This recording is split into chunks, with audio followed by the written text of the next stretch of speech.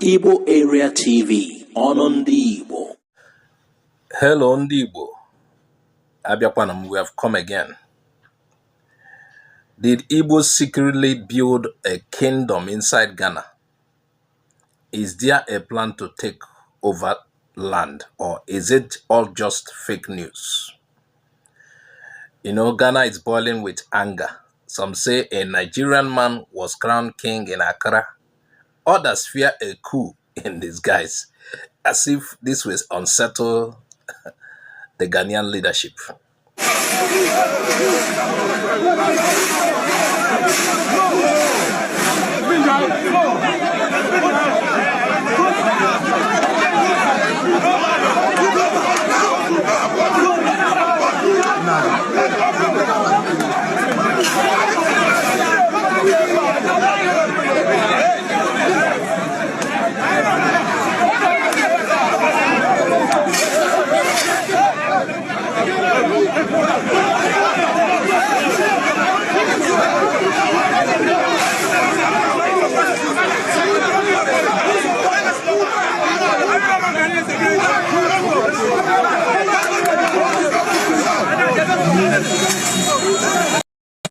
But what's really going on?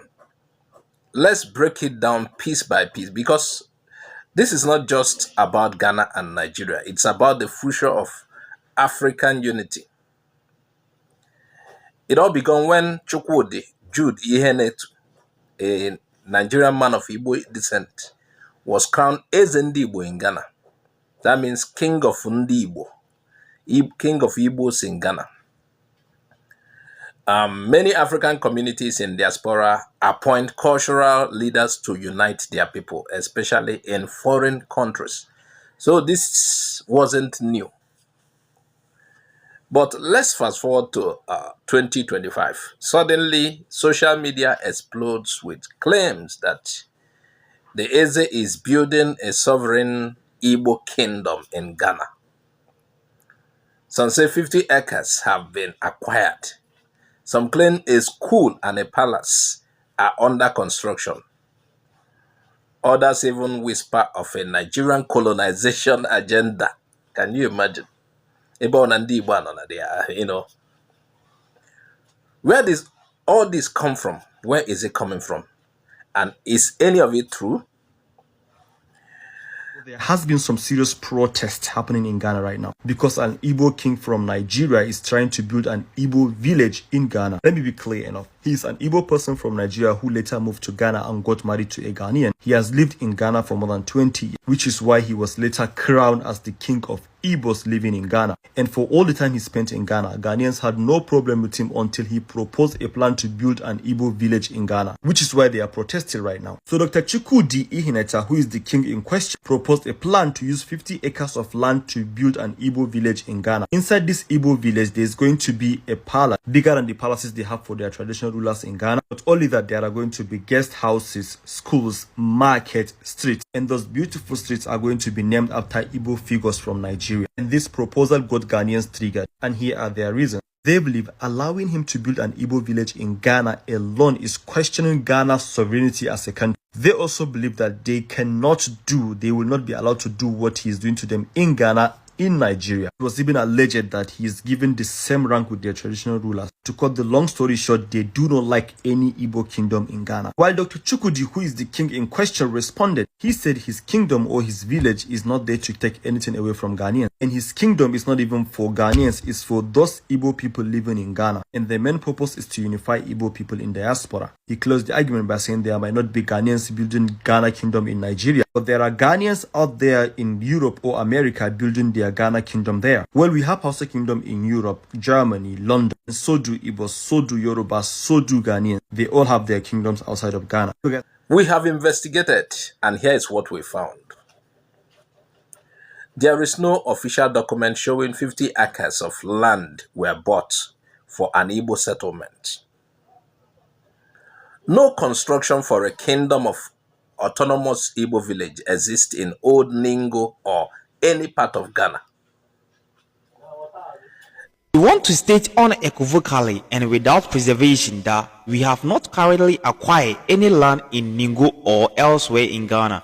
for the purpose of establishing an Igbo village. To the opportunity say, Igbo village. We understand that this accusation stems from an interview granted to Crystal TV in 2013. Was it 2013? Yes, I interviewed a long time. This interview was a follow-up to his Eze Ndi the first. We wish to clarify that the plans discussed in the interview never materialized due to a series of issues surrounding the rightful ownership of the land in question. This led to the cancellation of these plans as far as back as 2014, and there is currently no plot of land in Ghana that has been earmarked for an Igbo village. This Igbo leader, having been a resident of Ghana since 1985 and married to a Ghanaian businessman, has a deep respect for the culture and law of the nation.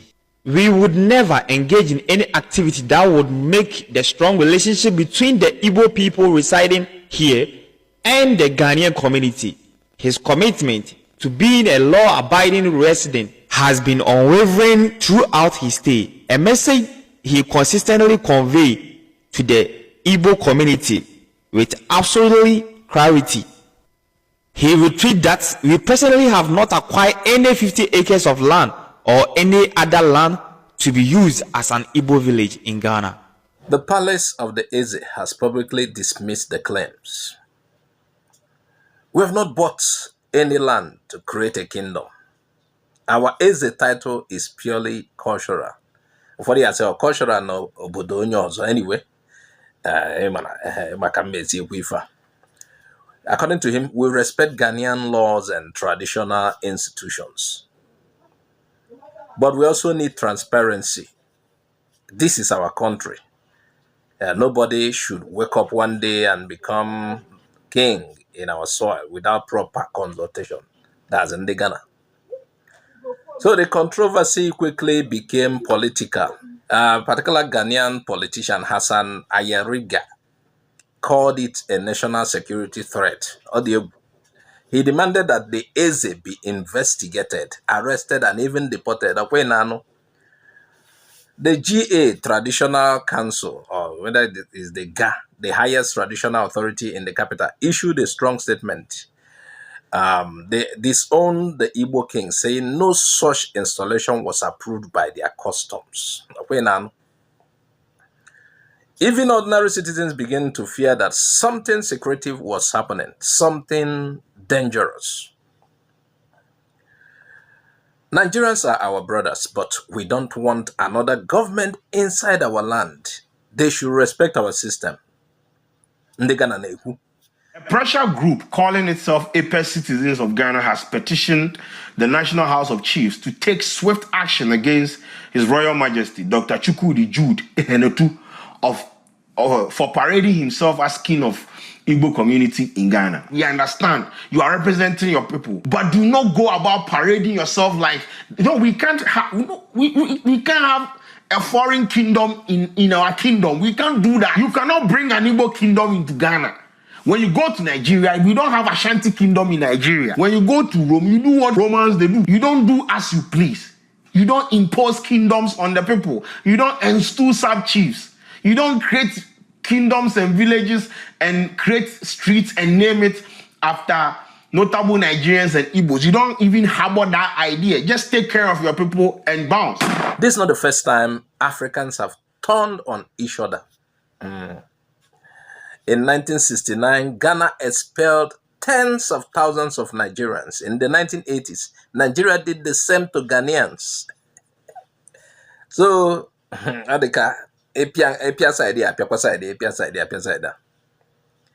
so in South Africa, Nigerians, Congolese, and Zimbabweans have faced brutal attacks in xenophobic violence. But what's the most painful is this.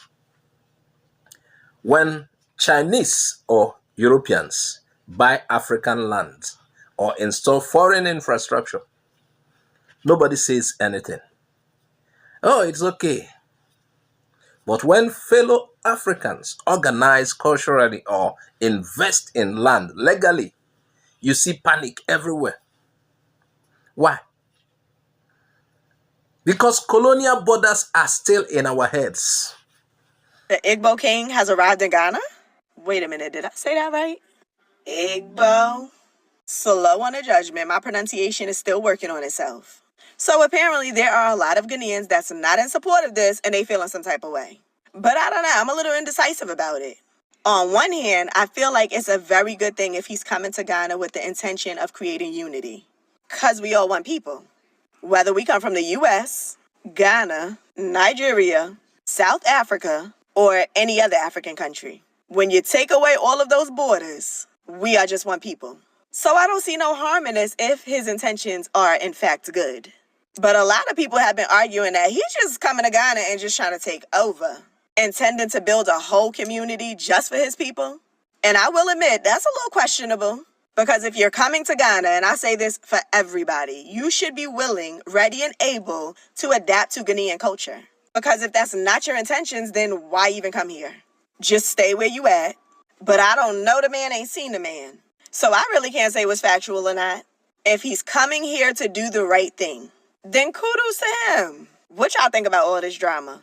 I say, if he has good intentions, then just let the man be. Because it's about time we start unifying. Let's talk about it.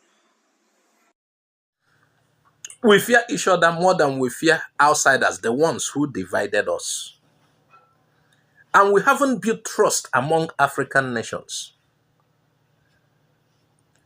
There are over 1 million Nigerians in Ghana, many of them Igbos. They run businesses. They pay taxes.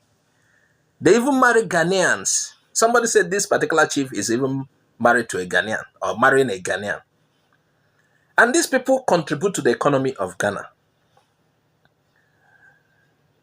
So, according to the Igbo people, they said, we are not here to build a kingdom. We are here to live and walk in peace.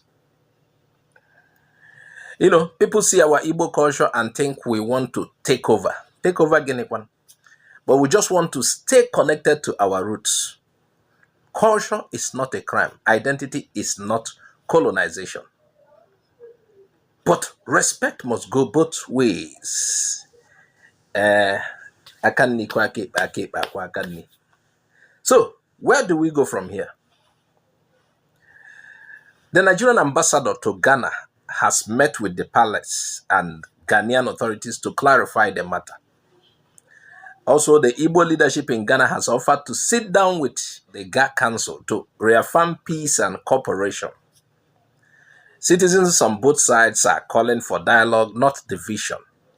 At least we've been here for a while. We've been relating with you people properly.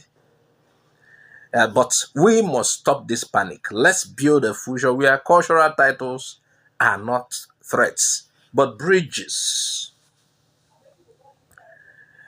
Africa is one family. Yes, even though we may come from different tribes, but our destinies are tied together. We cannot fight ourselves when the world is already fighting against us. This is not time for fear. This is time for truth, for maturity, for leadership. There is no Igbo kingdom rising in Ghana. There's only a people trying to hold on to their identity peacefully. Let us not be the generation that allowed fake news and fear to destroy our African brotherhood. Let us be the generation that built a new Africa on trust, respect, and unity. You have been watching Igbo Area TV. Please like, share, comment, and let's keep the conversation long. You know, this is about an African story, and it's still being written. This program is based on confirmed reports and verified updates as of July 2025. We encourage respectful discourse and peaceful coexistence between all African peoples. Igbo Area TV does not support incitement, falsehood, or xenophobia.